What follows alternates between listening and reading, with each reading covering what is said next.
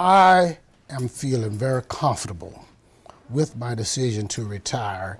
And I would say that the main reason why I'm so comfortable is that I will have time to devote to my loving family, my wife, my 8-year-old son. I have a 2.5-year-old granddaughter and a 15-year-old son, and even my oldest daughter's grandson. I have a 15-year-old grandson that I want to spend time with. So I'm looking forward to it. And if I would be allowed to say, I am 71 years old. I feel as though I'm a young 71, but right now physically I have the stamina to do the baseball and the football and the swimming with my young son. And being 71, I'm not promised that I'm going to have that stamina for a long time. So the decision to retire now, I think, coincides very well with my family and especially my son's age. So the family considerations are what making this the right time for you? Absolutely. And along with that, maybe you're going to ask the question, but did the recent developments have anything to do with my retirement? And I would say absolutely yes. And I say that somewhat from a standpoint of not being selfish. And by that, I'm referring to the fact that I wanted to return to the Florida A&M Band to be a part of the rebuilding process. But that may have been selfish on my part.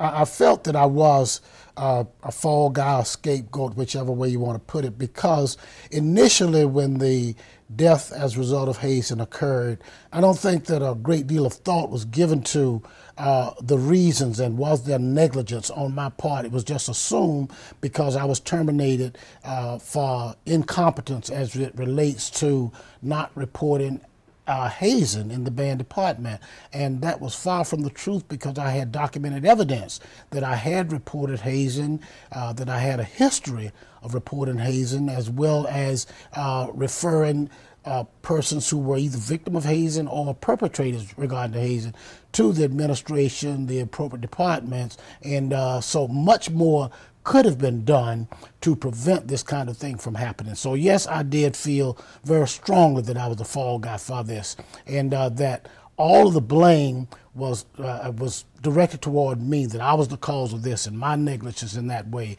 and I don't think that was fair at all. You know, it looks as though about 100 band members may have been ineligible to be in the band, and folks are wondering, how does something like that happen?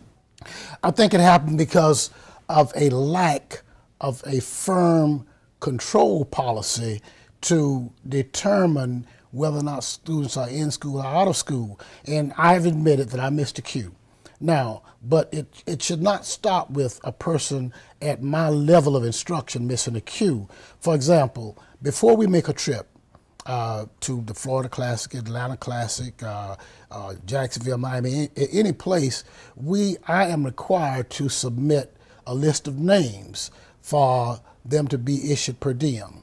Well, that list is submitted to the athletic department, and then after the athletic department receives it, it goes to the controller's office, who in turn gives a check for us based on the names that we have submitted. Well, I should not, and there should be a kind of checks and balance. There has to be a kind of checks and balance that says, I am giving you money for 400 people. Now, those persons should be verified that they are in school, they are properly enrolled in students in school and in good academic standings. To say that is my sole responsibility is just not something that's truth or fair, because the final decision to issue checks should be after a complete review that a student is in fact eligible to receive per diem. The trustees meet on Monday and they're talking about, should the band be back? Yes. What would you recommend? I would recommend that the band not be reinstated at this point. And I say that with a great deal of respect and appreciation for the Marching 100 fans. I've always said that the band does not belong to us. It belongs to the city of Tallahassee, the state of Florida, and the nation.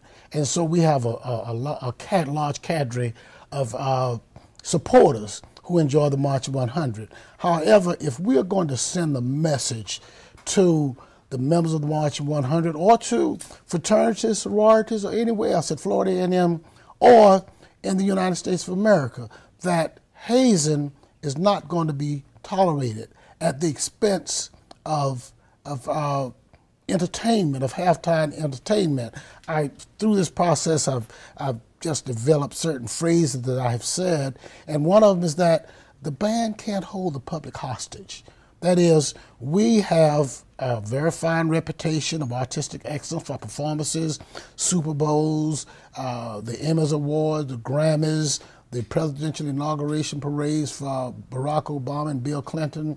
And so we have a rich history and tradition, but we cannot, and of course, the halftime shows on Saturdays in Bragg Stadium, but we cannot hold the hostage, allow the band to hold the public hostage that, yes, you're good and we're going to allow you to haze. We're going to allow you to do the kind of thing that's going to result in death, that's going to bring dishonor to the university just for the sake of an entertainment at halftime on Saturday. And so I think that at this point, it would be a bit premature to bring the band back. And then there are some policies and some things that need to be reevaluated and strengthened. If I had continued, there were some recommendations that I was going to make in order to improve the overall climate of hazing.